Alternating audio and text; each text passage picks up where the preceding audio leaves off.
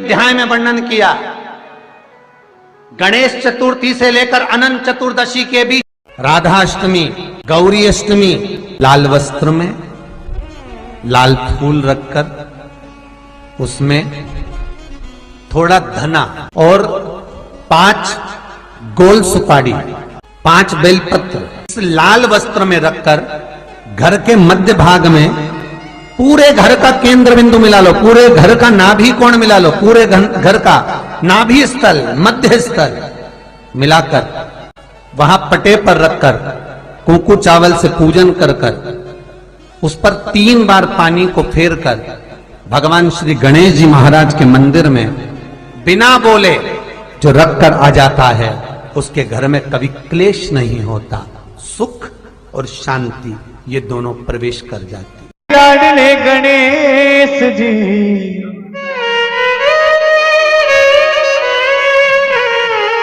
मेरे गोरा के लाडले गणेश जी,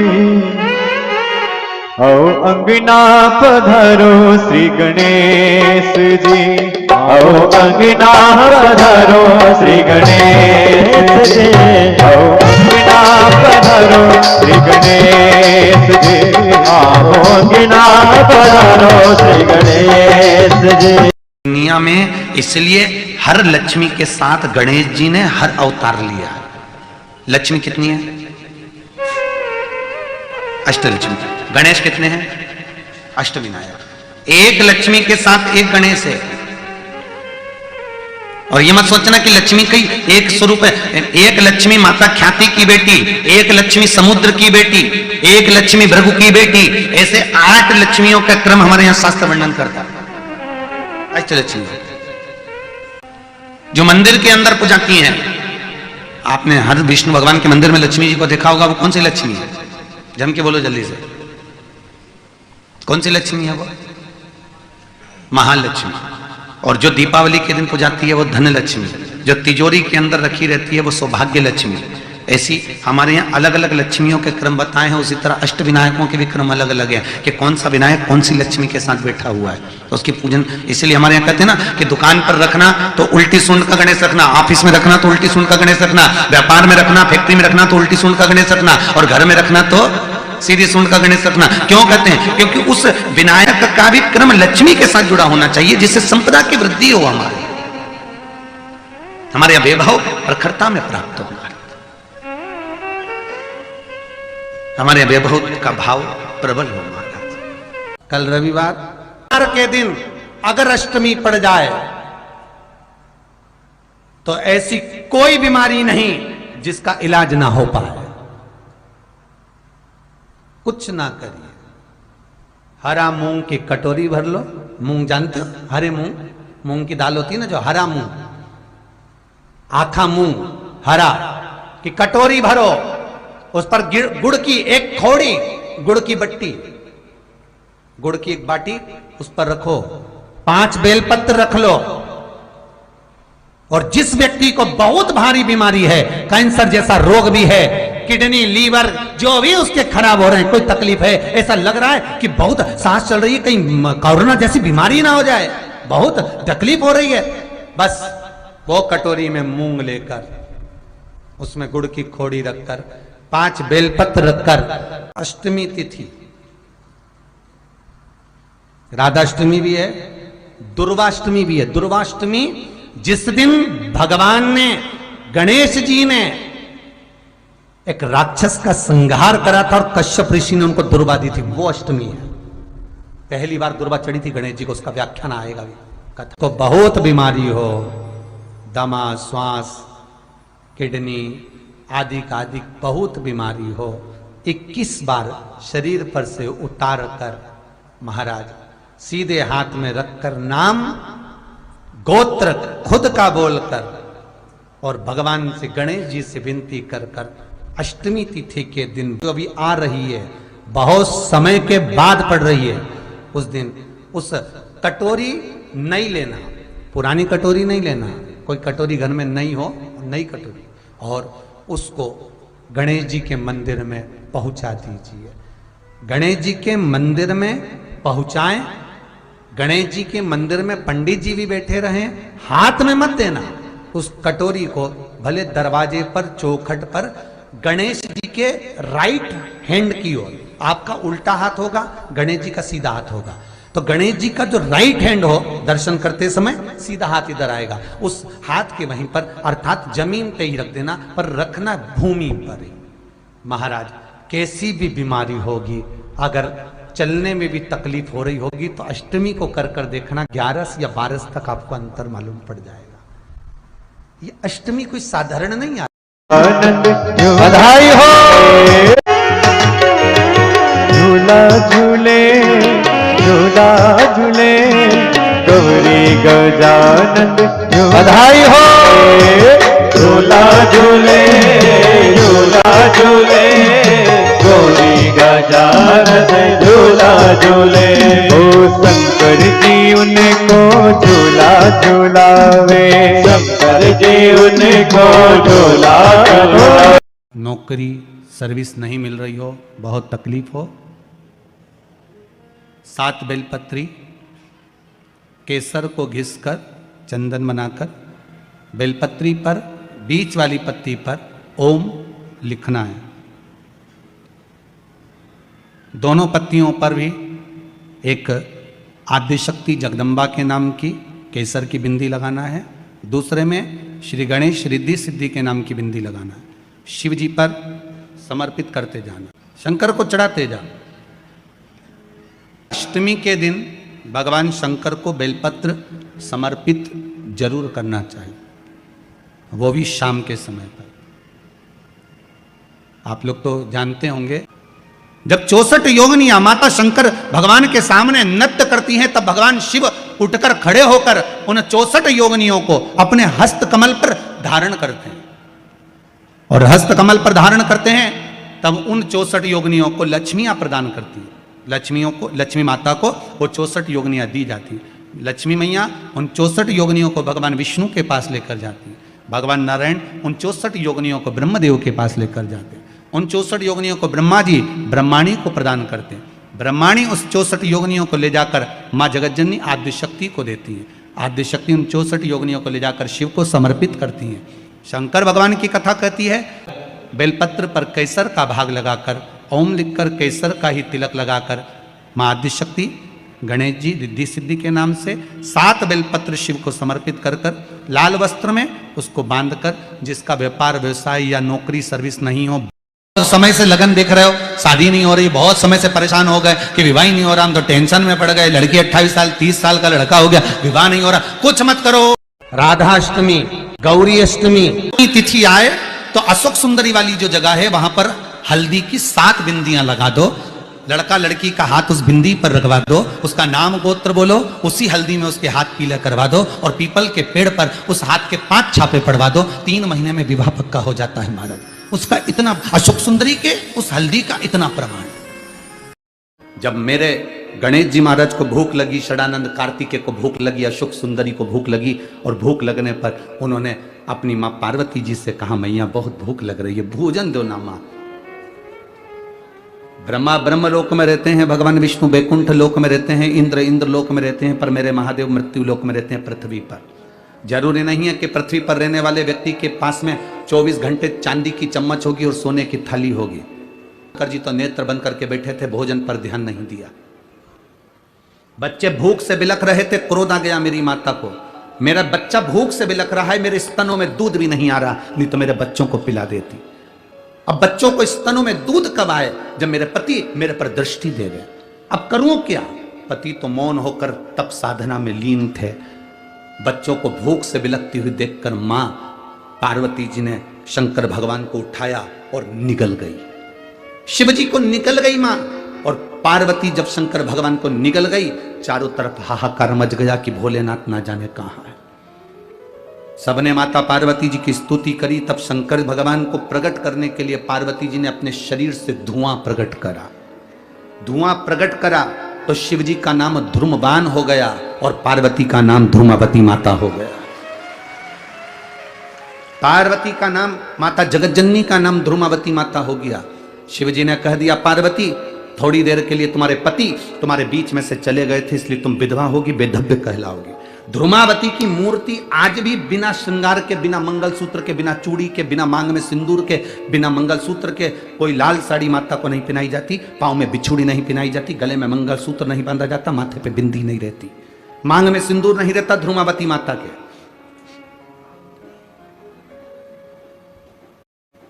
कभी अगर आप दतिया जाएं तो ध्रुमावती माता की दर्शन कर सकते हैं।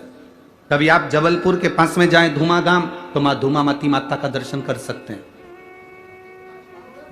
धूमावती माता, तुम अपने पति को थोड़े समय के लिए निगल गई थी तो तुम बेधव्य स्वरूप में आ गई, पर ध्रुमावती, शिवजी कहते हैं ध्रुमावती तूने अपने बच्चों के कल्याण के लिए मुझे निगला था, इसलिए मैं तुझे वर देता हूं, तेरा दर्शन करने वाला दुनिया में कभी हार नहीं सकता, विजय प्राप्त करता है। भारत की भूमि के जितने राजनेता हैं, भारत की भूमि के जितने सत्ताधिपति हैं, भारत की भूमि पर जितने जितने ये राजनेता होते हैं, ये कहीं ना कहीं जब विजय प्राप्त करना होती है तो ध्रुमावती माता का स्मरण करते हैं। पीताम्बर पीठ जाते हैं, दतिया जाते हैं, ध्रुमावती माता के यहाँ जबलपुर पहुंच जाते हैं, धुमागांव।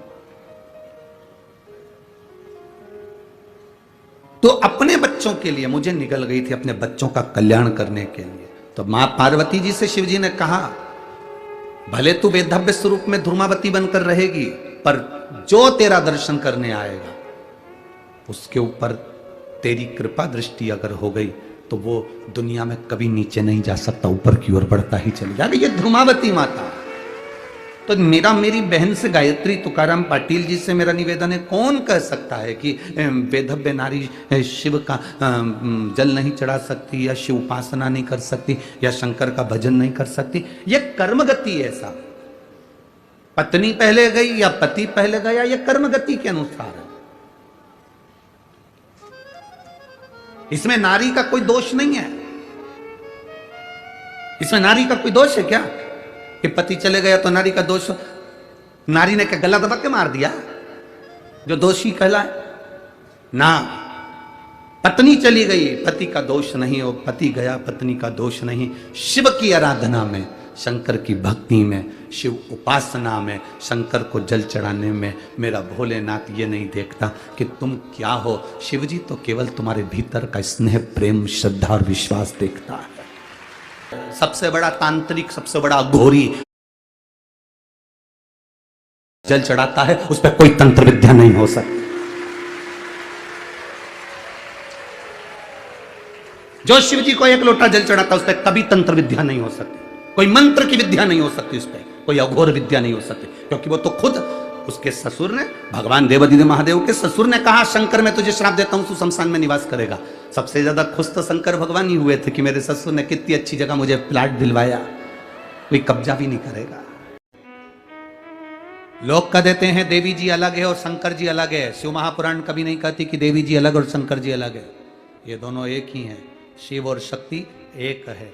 देवी और शंकर, माता रानी का दर्शन, आप में से कई माताएं ऐसी होंगी जो शंकर भगवान का स्मरण कम करती होंगी, देवी जी की पूजन ज्यादा करती होंगी। कोई अगर दुर्गा जी की पूजन कर रहा है, कोई देवी जी की पूजन कर रहा है, कोई राधा राधा जप रहा है, कोई सीता सीता जप रहा है, कोई अनसुईया अरुंधति को जप रहा है, कोई रुक्मणी को जप रहा है, कोई राधा का स्मरण कर रहा है। तो स्मरण करने वाले को ध्यान रखना है कि राधा का स्मरण करना, राधा राधा बोलना भी शिव ही बोलने के बराबर है, शंकर का ही गुणगान। अब आप लोग कहोगे, कई लोग हमारे ऊपर उंगली भी उठाएंगे कि तुमने कैसे कह दिया कि राधा बोलोगे तो शंकर का नाम है और शंकर बोलोगे तो राधा का नाम। तुम कैसे कह दिया? देवी भागवत उठाइए और देवी भागवत को अच्छे से पढ़िए।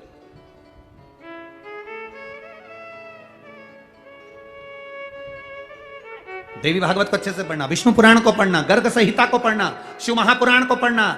एक बार भगवान शंकर और पार्वती में दोनों में संवाद हुआ, दोनों ने द्वापर में अवतार लेने की बात करी, यहां तक लिखा है देवी भागवत के अंदर।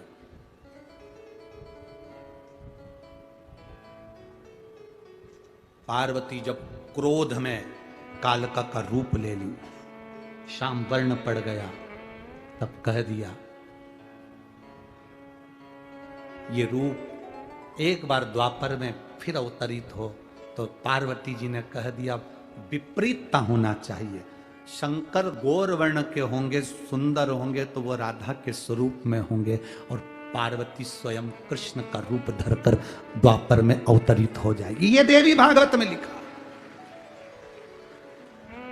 कोई अलग से वर्णन नहीं है। देवी भागवत को अच्छे से पढ़ना, उसमें मिल जाएगा आपको। देवी भागवत के अंतर वर्णन मिल। तो राधा राधा जप रहे हो तो समझ लो कि शिव तत्व को प्राप्त कर रहे हो। कृष्ण शब्द का संबोधन कर रहे हो, हे कृष्ण कृष्ण का संबोधन कर रहे हो तो समझ लो पार्वती का स्मरण कर रहे हो।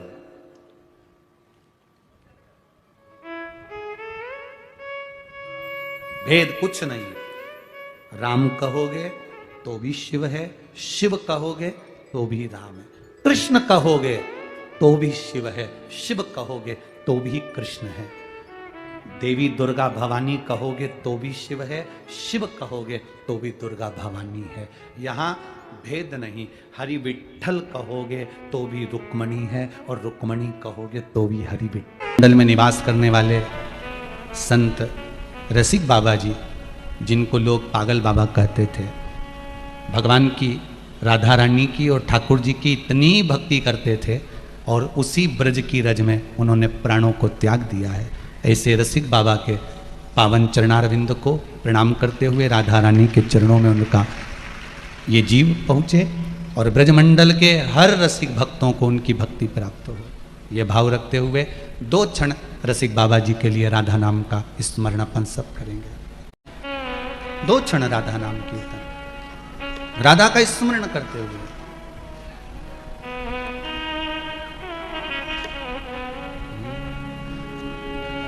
राधा कहो, राधा कहो, राधा कहो, राधा कहो, राधा कहो, राधा कहो, राधा कहो, राधा कहो, राधा कहो, राधा कहो। किया गया पाप प्रत्येक मनुष्य के माथे पर चढ़ा रहता है। ये ऋषभ देव जी महाराज का चरित्र कहता है, ये 4 स्थान का जो पाप है वो समाप्त अगर कहीं होता है तो जब हम कहीं बैठकर किसी गुरु के मुख से कभी भागवत, कभी रामायण, कभी शिव पुराण श्रवण करते हैं, या किसी मंदिर के अंदर हम प्रवेश करते हैं, जैसे चप्पल बाहर रह जाती है उसी तरह शरीर का सारा पाप बाहर निकलकर खड़ा हो जाता है। संपूर्ण पाप,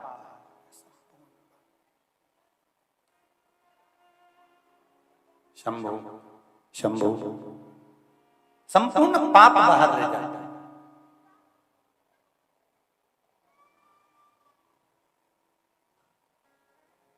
अब आप कहोगे गुरुजी, अगर पाप बाहर खड़ा हुआ है तो हम निकलेंगे तो वापिस चिपक जाएगा। तुम बहुत देर तक तुम्हारी चप्पल पड़ी तो रहने दो, तुम नहीं ले जाओगे तो कोई और ले जाएगा। शिव महापुराण की कथा कहती है, जब हम कथा सुनने के लिए, भजन करने के लिए बैठते हैं, कथा सुनने के लिए बैठते हैं, संकीर्तन करने के लिए बैठते हैं, तब हमारा पाप बाहर खड़ा हमारा इंतजार करता है। और जब हमारी हृदय चित्त, हमारा मन, हमारा हृदय भगवान की भक्ति में जब पूर्ण तरह से डूब जाता है, तब वो पाप तुम्हारा इंतजार नहीं करता, जो निकल कर जाता है उसी के माथे पर चढ़कर चला जाता है, तुम्हारे इंतजार में नहीं रहता। मान लो कोई निकल कर गया ही नहीं, तो आखिरी में जब कर्पूर गौरम होता है तो पाप भी जलकर भस्म हो जाता है और जीवन निर्मल हृदय से अपने घर की ओर चला जाता है। ये पाप शरीर में जैसे कांटा नहीं रहता, तीर्थ में जाकर बैठने से, स्नान करने से, भजन करने से, कीर्तन करने से, मंत्र जाप करने से, मंत्र स्मरण करने से हमारे भीतर भी पाप नहीं रहता, ये कांटे की तरह निकलकर बाहर हो जाता है। फिर कहा अगर कांटा नहीं निकले तो क्या करना पड़ेगा? तो डॉक्टर के मैं पट्टी दे रहा हूं, वो लगा लेना, पक जाएगा, निकल जाएगा। उसी तरह परमात्मा ने कहा अगर तुम्हारा पाप बाहर नहीं निकलता, तुम्हारे को अहंकार आता है, काम आता है, लोभ आता है, वासना आती है, तृष्णा आती है, आसक्तियां बढ़ती हैं, झूठ प्रपंच बढ़ता है, बहुत बहुत बहुत बहुत सारी इंद्रियां तुमने भी शिथिल कर ली, पाप करने लगे, अनाचार दुराचार ना जाने क्या क्या करने लगे। तो एक काम करना, क्या? तो कहा डॉक्टर ने पट्टी दिए लगाने के लिए, वो पट्टी है शिव महापुराण की, एक बार इस हृदय पर लगा लीजिए, सारा पाप बाहर निकल कर